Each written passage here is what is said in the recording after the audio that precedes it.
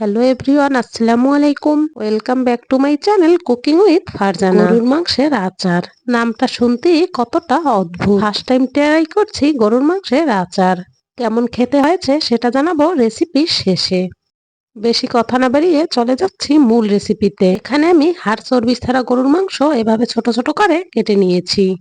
দিয়ে দেব 1 চামচ করে আদা বাটা, জিরে বাটা, রসুন বাটা, হাফ চামচ হলুদের গুঁড়া আর 1 চামচ লাল মরিচের গুঁড়া। আরো দিয়ে দিচ্ছি 1 চামচ ধনিয়ার গুঁড়া, স্বাদ মতো লবণ। এবার এখানে দিয়ে দেব গোটা গরম মশলা। আরো দিয়ে দেব হাফ কাপের মতো সরিষার তেল।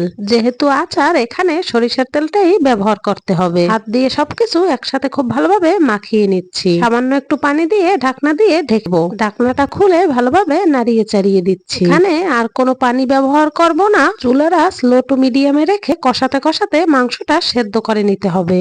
আপনারা নিশ্চয়ই খেয়াল করেছেন আমি এখানে পেঁয়াজটা ব্যবহার করি। যেহেতু আচার বানাচ্ছি তাই আর পেঁয়াজ ব্যবহার করছি না। মাংসের পানিটা কিন্তু একেবারে শুকিয়ে গেছে।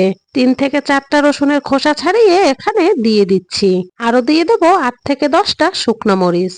এ পর্যায়ে এমন ভাবে কষাতে হবে যাতে এক ফোঁটাও পানি না থাকে। দেখতেই পাচ্ছেন কষাতে কষাতে কড়াইতে লেগে এসেছে। এ সময় ভালোভাবে না কষালে কিন্তু আচারটা তাড়াতাড়ি নষ্ট হয়ে যাবে। এখন দিয়ে দেবো পুরো 1 কাপ সরিষার তেল। তেলের সাথে মাংসটা খুব ভালোভাবে মিশিয়ে নিচ্ছি। ঢাকনা দিয়ে ঢেকে চুলার আঁচ একেবারে লোতে রেখে রান্না করে নেব প্রায় 10 থেকে 15 মিনিট। এতে করে যেমন একটা আচারের ঘ্রাণ পাওয়া যাবে, আবার রসুনটাও কিন্তু খুব ভালোভাবে সেদ্ধ হয়ে যাবে।